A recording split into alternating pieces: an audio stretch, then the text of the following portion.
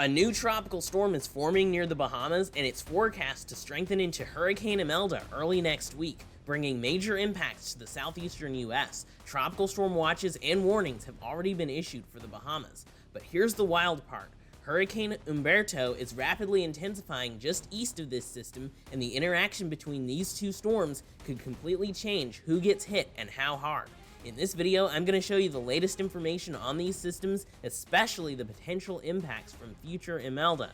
But first, please be sure to hit that like button and subscribe for more tropical weather updates. So here's a look at the tropical Atlantic. We have Potential Tropical Cyclone 9 with maximum sustained winds right now at around 35 miles an hour. So it's about the intensity of a tropical depression, moving west-northwest at 10 miles an hour. Now, it's expected to turn more northwestward over time, and this weekend, it should be a tropical storm by tomorrow night at least, with winds of around 40 miles an hour. And then it will intensify over the following couple days, and then by the time we get into Monday, it should be a Category 1 hurricane with winds of around 75 miles an hour. And then, this is where things get really interesting. So, instead of making landfall, the current forecast keeps it at hurricane intensity, but moves it closer to the coast of the southeastern U.S. around South Carolina. And then, we have, by Wednesday, it's in the same, basically almost the same place it was on Tuesday, so it's expected to stall. And then it could change direction after that, but the stall is something that's a big deal and actually pretty concerning in terms of the rain, additional impacts from wind over a longer period of time as well along the coast with storm surge, a potential issue, but winds go down to around 70 miles an hour, still a very high-end tropical storm on Wednesday afternoon. So this could be staying around the southeastern U.S. for a while, and there's several reasons for this. Part of it is because of a much more powerful system, just a few hundred miles to the east of Potential Tropical Cyclone 9 or future Imelda, Hurricane Humberto, and it has rapidly intensified to a Category 3 hurricane with maximum sustained winds of around 115 miles an hour right now. It's expected to become a Cat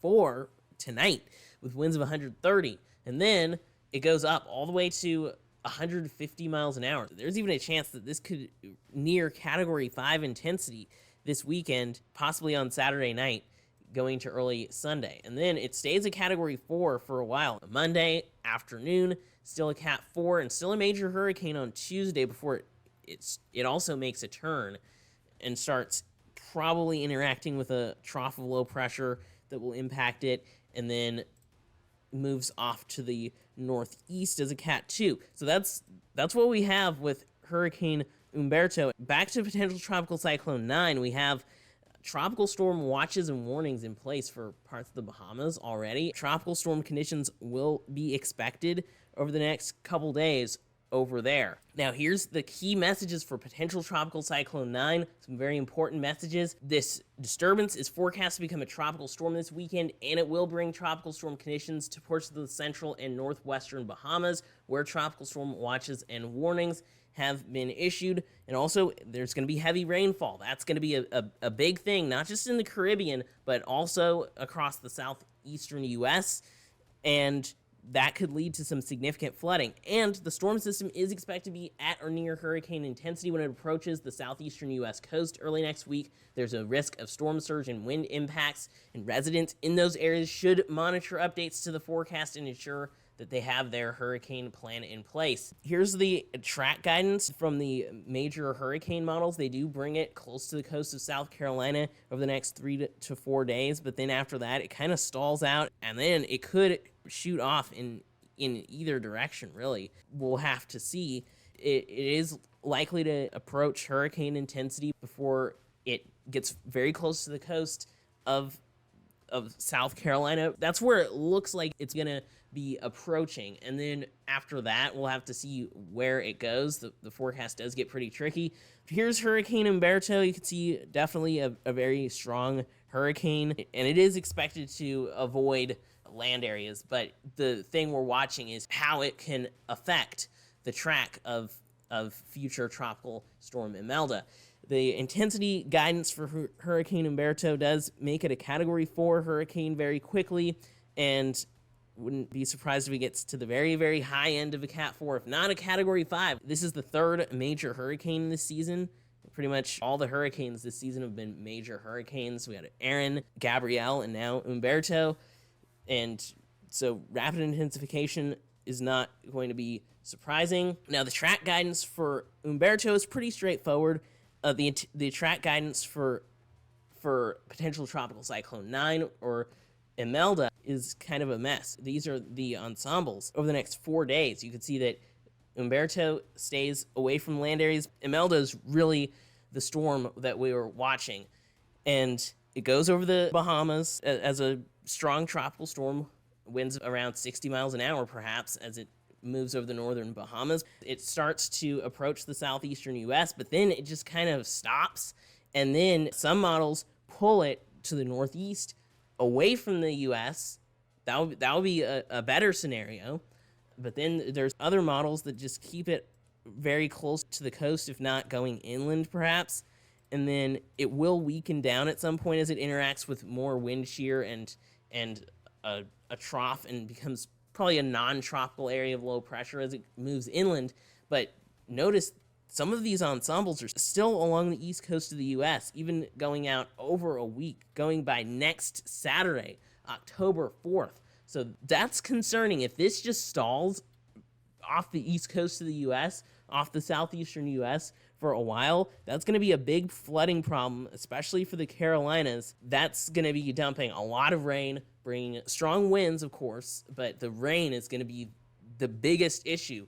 And this is Tropical Storm Imelda. That's the infamous I name storm because, historically, the I letter has been notorious for producing destructive storm systems. And even last time there was Tropical Storm Imelda, that was in 2019, and it brought a lot of devastating flooding across Texas. So this is a big deal, and if you're in the Bahamas, you should definitely be prepared for this storm system. There are tropical storm warnings in place. And then in the southeastern U.S., you should definitely be paying very, very close attention to this. The track forecast could change. Before they were showing this storm system would actually turn and avoid hitting the Carolinas, but then yesterday they were showing a direct landfall in South Carolina, and then it would move westward from there. Now they're showing something a little bit different, that it could stall right off the coast. That's very concerning. This is the GFS model showing that stall. And before it was like, oh, this is going to make landfall on Monday, but now it's like holding off. So it could stay very, very close to the coast throughout the day, bringing that heavy rain, strong winds as a pretty significant storm system before it finally pulls away by Wednesday and Thursday. Finally, we're seeing it move out of the way, and then Humberto is also getting carried off. It's out of there. That's the GFS model. Now the Euro model is showing something even worse. Humberto, pretty strong storm system, and then Imelda goes to the northwest, hits South Carolina, and notice all the rain and thunderstorm activity is mostly on the north side of the storm system. There is going to be some shear. That's another thing. We have troughing over the southeastern U.S. That's going to impact the track of Imelda as well. So we have Hurricane Humberto, that's going to be affecting it. We have the trough of the southeast, that's going to be affecting it. You have possibly multiple Fujiwara effects trying to happen at once, and they're all like competing with each other, and that really messes with the steering pattern and makes it very hard to predict what happens. But we do know that in this scenario, it's raining over North Carolina, over South Carolina for a very long time. This is a very bad scenario. We see very heavy rain continuing even into Thursday. Now, also, we're seeing it staying offshore, so it's able to funnel in all this moisture off the very warm waters in the southwestern Atlantic. It's able to fuel all that moisture and dump it over the Carolinas. This is a very bad situation if this scenario happens. So, watch out for some major flooding concerns. And we're also looking at the potential for tornadoes. If we have wind shear, let's just demonstrate this. We have on the front right quadrant, the northeast side of the hurricane is most likely to see tornado activity. But if we have dry air coming in from an upper level trough of low pressure, That's, we have mid-level dry air coming into those outer bands. That's going to increase the tornado risk. We have wind shear, a pretty strong wind shear also coming into the storm system. That's going to increase the tornado risk even more than in just a generic kind of hurricane event. Look at this. The mid-level dry air. This is like severe weather stuff. This is like, yeah, that's concerning actually, to have mid-level dry air just really punching in like this. That's a severe weather ingredient. And also the wind shear. That's another thing. So this is something I'm paying attention to and think could be a big issue in this tropical storm system. So yeah, it's looking like a problem. And then it's still raining on Friday. So we go from what? Monday, and oh yeah, and it's going to be raining this weekend across the Carolinas and across even parts of the mid-Atlantic. And then it just starts coming in on Monday, Tuesday, Wednesday, Thursday, Friday, and finally lifts out by next weekend, the October 4th or so. That's bad. Like, I have the rain accumulation right here showing this is just going through Wednesday. So it's going to be even worse if the Euro model proves to be right.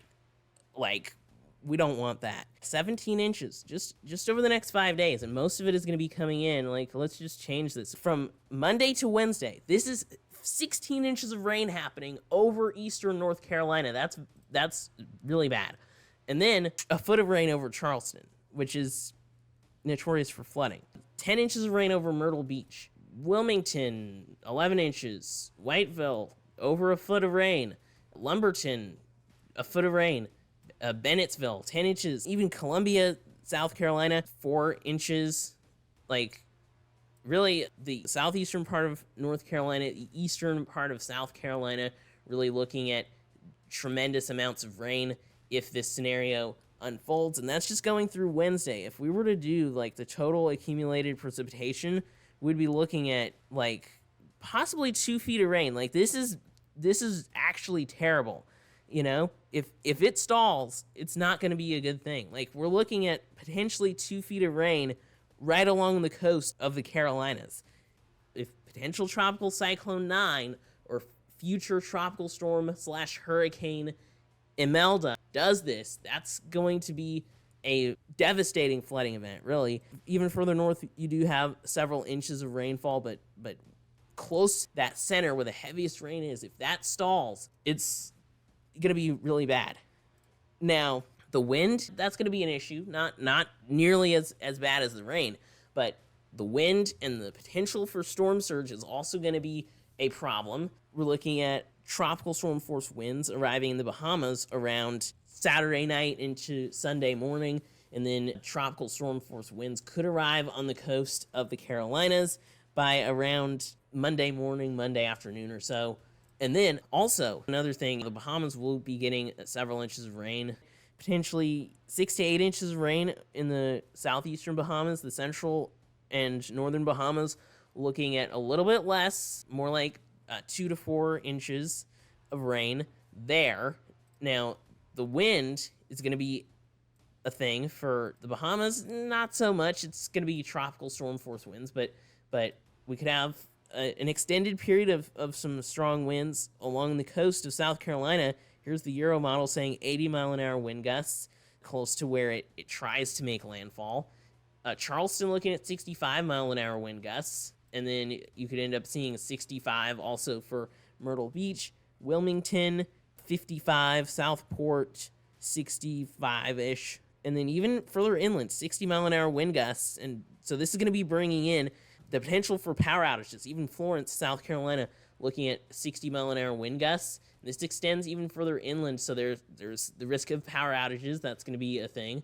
And some damage, but not... The rain is going to be a lot more damaging if we get 2 feet of rain over the Carolinas. But 50-mile-an-hour wind gusts inland, and 47 for Savannah, Georgia. So yeah, just some pretty strong wind gusts. Even along the mid-Atlantic coast, kind of the outer banks of North Carolina could see some wind gusts close to 50 miles an hour, and even further north. Storm surge is going to be an issue too, with potentially a few feet of storm surge across across the coast of the Carolinas if this storm system actually moves in. And if it stalls, the biggest thing is going to be the rain. That's the top thing I think that people should be ready for. Just, look at this map. It's not a good thing for eastern parts of South Carolina and also southeastern North Carolina. So you'll definitely want to stay tuned for updates on the storm system, because the forecast is subject to change, because it's still a potential tropical cyclone, and the track has shifted over the past day or so, and shifts over time can end up affecting where it ends up. So we'll have to see what happens, but just make sure you're prepared in the Bahamas, but especially in the Carolinas, and really even further down in the southeastern U.S. You never know what could happen with this. But yeah, if you liked this video, please be sure to hit that like button. If you haven't already, share the video, especially with a situation happening like this. And make sure you hit that subscribe button and turn on notifications for more weather updates on the tropics. Thanks for watching. Extreme Weather Zone, out.